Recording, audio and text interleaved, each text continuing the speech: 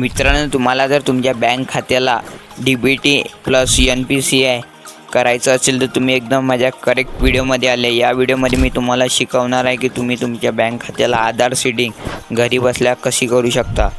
चला तर आपल्या व्हिडिओमध्ये सविस्तरपणे आपण सांगितलं आहे। कोणत्या वेळ न करता व्हिडिओला लवकरात लवकर सुरू करूया मित्रांनो। चला मग आता मित्रांनो, तुम्हाला सगळ्यात अगोदर गुगलवर यायचं आहे। गुगलवर टाईप करायचं आहे NPCI मित्रांनो। टाईप केल्यावर तुम्हाला पहिल्या नंबरचं लिंक दिसणार आहे। पहिल्या नंबरच्या लिंकला तुम्हाला ओपन करायचं आहे।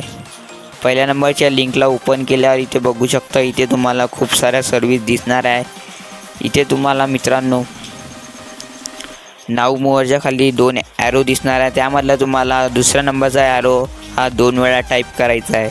2 वेळा क्लिक केल्यावर इथे बघू शकता गेट आधार मॅपेज status with just a click लिहून आलेलं आहे। यामध्ये तुम्हाला नाव मोअर हे ऑप्शन निवडायचं आहे। त्यामध्ये तुम्हाला खाली खूप सारे ऑप्शन दिसणार आहे। यामधलं तुम्हाला भारत आधार सीडिंग अनेबल हे ऑप्शन सिलेक्ट करायचं आहे।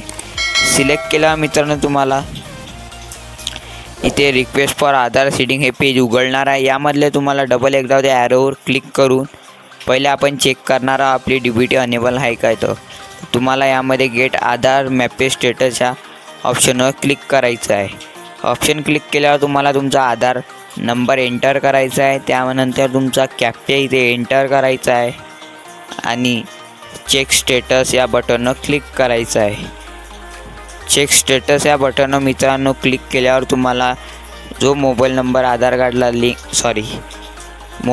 कार्डला जो मोबाईल नंबर लिंक आहे त्या मोबाईल नंबर एक OTP गेला आहे। तो OTP इथे फिलअप करून सबमिट या बटनवर क्लिक करायचं आहे।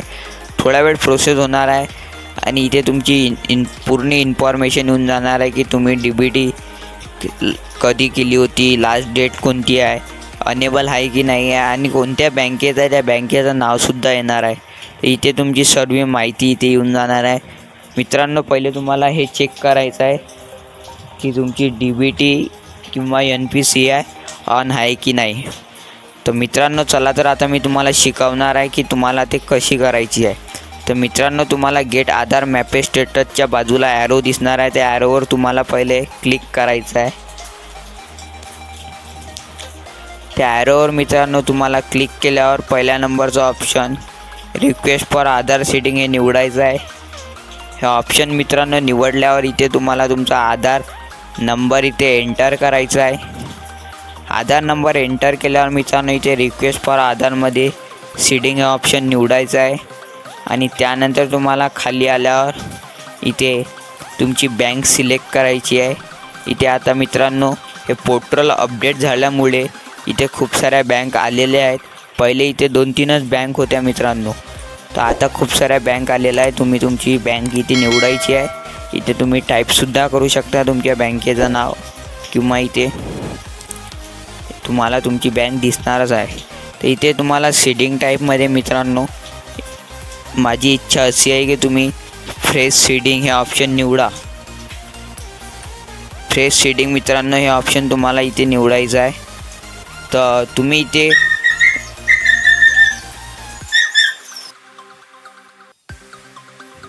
मित्रांनो इथे तुम्हाला फ्रेश सीडिंग हे ऑप्शन निवडायचं आहे। यामध्ये तुम्हाला 3 ऑप्शन दिसणार आहे। माझं म्हणणं असं आहे की तुम्ही फ्रेश सीडिंग निवडायला हवं आहे, म्हणजे एकदम नवीन ऑप्शन तुम्ही निवडायला हवं आहे।